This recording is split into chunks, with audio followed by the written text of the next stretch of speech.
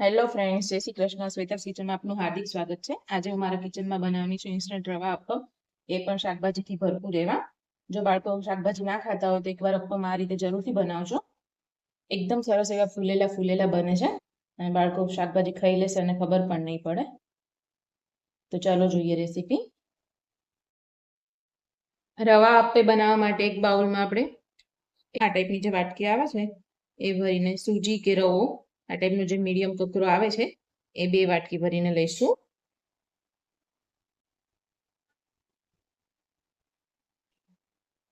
તમારો સૂજી કે રવો જો વધારે કકરો હોય તો તમે થોડી વાર મિક્સર જારમાં પલ્સ મોડમાં પીસીને થોડો ઝીણો કરી શકો છો. હવે સૂજીને પલાળવા માટે આપણે એ જ વાટકી ભરીને ખાટી છાશ અને અડધી વાટકી પાણી એડ કરી અને મિક્સ કરી લઈશું. જો તમારી પાસે છાશ ના હોય તો તમે દહીં પણ ઉપયોગ કરી શકો છો. આ 2 વાટકી સૂજીથી મેં 4 વ્યક્તિને સર્વ કરી શકાય એટલા અપ્પમ બનાવે છે. બાકી ક્વોન્ટિટી તમે તમારી પ્રમાણે એડજસ્ટ કરી શકો છો. આ રીતે બરાબર મિક્સ કરી હવે આ સોજીને ઢાંકીને આપણે 15 થી 20 મિનિટ માટે રેસ્ટ આપીશું, જેથી સોજી પાણી અબ્સોર્બ કરી લે અને ફૂલી જાય. આપણું સોજી પલળે ત્યાં સુધી મેં થોડા વેજીટેબલ્સ કટ કરી લીધા છે, જેમાં અડધું કેપ્સિકમ મેં ઝીણું કટ કરી લીધું છે, એક કોબીજનો ટુકડો ઝીણો કટ કરી લીધો છે, એક મીડિયમ સાઇઝના ગાજરને છીણી લીધું છે. તમે છીણ્યાને બદલે ઝીણું કટ કરીને પણ લઈ શકો છો. એક મોટી ડુંગળીને ઝીણી કટ કરી લીધી છે અને 2 ચમચી આદુ મરચાંની પેસ્ટ લીધી છે. એમ બધા જ વેજીટેબલ્સ એકદમ ઝીણા ચોપ કર્યા છે, કારણ કે અપ્પમને કૂક થતાં વાર નથી લાગતી. એટલે જો આ વેજીટેબલ્સ મોટા કટ કર્યા હશે તો થોડા કાચા રહેશે, એટલે મેં બધું જ ઝીણું ચોપ કર્યું છે. અને તમે તમારી પસંદના કોઈ પણ વેજીટેબલ્સ લઈ શકો છો.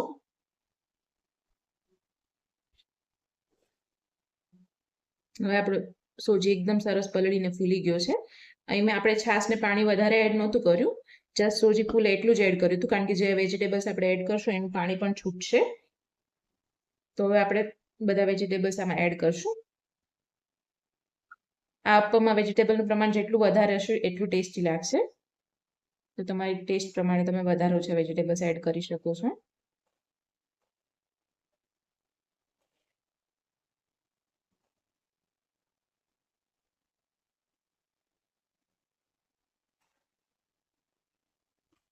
બધું જ બરાબર મિક્સ કરી લઈશું.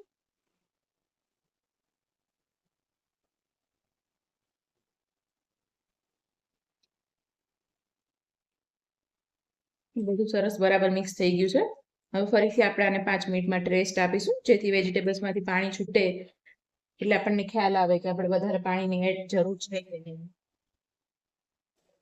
ઢાંકીને 5 મિનિટ માટે રેસ્ટ આપીશું.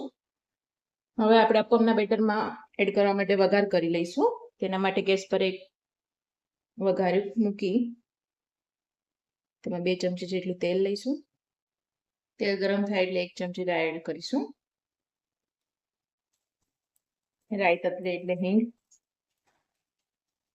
થોડા લીમડાના પત્તા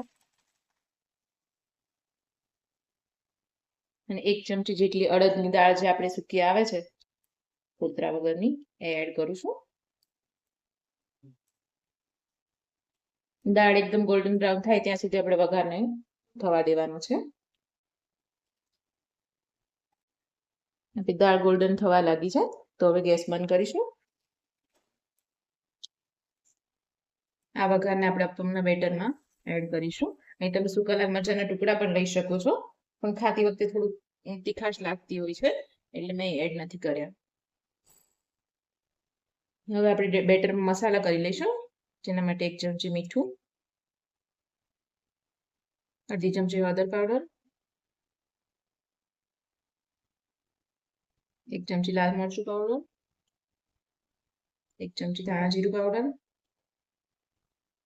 1 ચમચી જેટલી ખાંડ એડ કરીશું. તમને પસંદ ના હોય તો તમે સ્કીપ પણ કરી શકો છો. અહીં મને ખટાશ થોડી ઓછી લાગે છે એટલે મેં અડધા લીંબુનો રસ એડ કરું છું. મસાલા તમે તમારા ટેસ્ટ પ્રમાણે કરી શકો છો. હવે બધું બરાબર મિક્સ કરી લઈશું.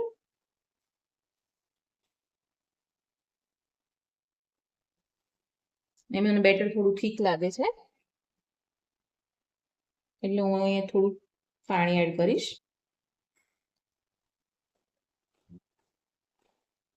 અને બરાબર મિક્સ કરી લઈશું. તો આપણું અપમનું સરસ એવું લચકા પડતું બેટર તૈયાર થઈ ગયું છે.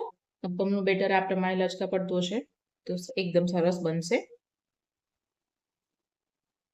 તો હવે આપણે અપમ બનાવી લઈએ. હવે અપમ બનાવવા માટે મેં આ ટાઈપનું એક અપમ પેન ગેસ પર ગરમ કરવા મૂકી દઈશું. આપણું અપમ પેન ગરમ થાય ત્યાં સુધીમાં આપણે આ બેટરમાંથી થોડું બેટર અલગ બાઉલમાં લઈ લઈશું.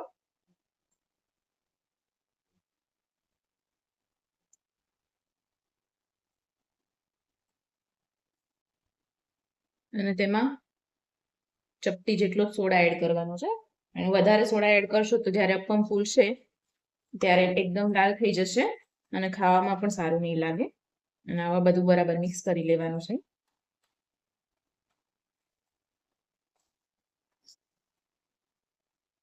હર વખતે અપમ ઉતારતી વખતે આપણે થોડું થોડું બેટર અલગ લઈને એમાં સોડા એડ કરવાનું છે. બધા બેટરમાં એક સાથે સોડા એડ કરવાનો નથી, નહીં તો જ્યારે છેલ્લી વખતે તમે અપમ ઉતારશો ત્યારે અપમ તમારા બિલકુલ નહીં ફૂલે. સોડા બરાબર મિક્સ થઈ ગયો છે. હવે આપણું અપમ પેન ગરમ થઈ ગયું છે તો આપણે બધા અપમ મોઢમાં થોડું થોડું તેલ લગાવી લઈશું, જેથી જ્યારે આપણે બેટર એડ કરીએ ત્યારે ચીપકે નહીં.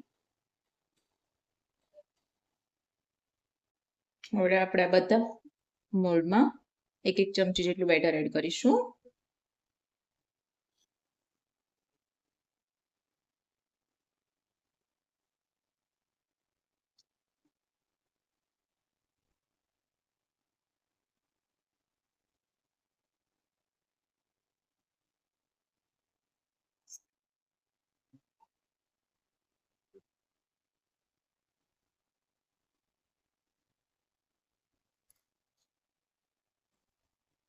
અને મીડિયમ ફ્લેમ પર આપણે ઢાંકીને એને 1 થી 2 મિનિટ માટે ચડવા દઈશું.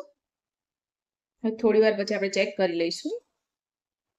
તો તમે જોઈ શકો છો આપણા અપમ એકદમ સરસ ફૂલી ગયા છે. તો આપણે નીચેની સાઈડ ચેક કરશું.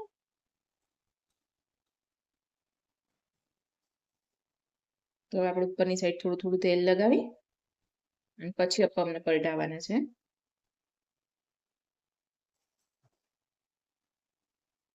હવે ચમચી કે ચપ્પુની મદદથી તમે આ બધા અપમને વારાફરતી પલટાવી લેવાના છે.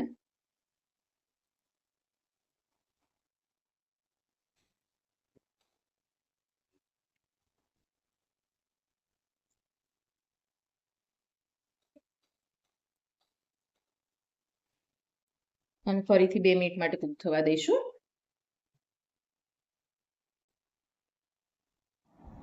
તો 2 મિનિટ પછી આપણે બીજી બાજુ પણ ચમચીની મદદથી ચેક કરી લઈશું. તો આપણા અપમ એકદમ સરસ કૂક થઈ ગયા છે અને ફૂલી પણ ગયા છે. અહીં અપમને ટચ કરીને જોઈએ તો થોડા સોફ્ટ લાગે છે. તો તમને જો ક્રિસ્પી પસંદ હોય તો તમે બંને બાજુ 1 મિનિટ માટે વધારે શેકી શકો છો. તો મને થોડા ક્રિસ્પી અપમ પસંદ છે તો હું બંને બાજુ થોડા પલટાવી અને 1 મિનિટ માટે વધારે કૂક થવા દઈશ.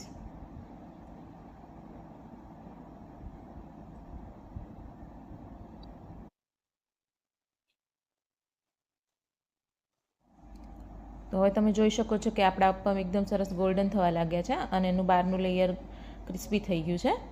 તો એને સર્વિંગ પ્લેટમાં લઈ લઈશું. અને આ જ રીતે હવે બીજા અપમ પણ તૈયાર કરી લઈશું. તો તૈયાર છે આપણા રવા અપમ, જેને મેં કેચઅપ સાથે સર્વ કર્યા છે, પણ તમે ગ્રીન ચટણી કે કોકોનટ ચટણી સાથે સર્વ કરી શકો છો.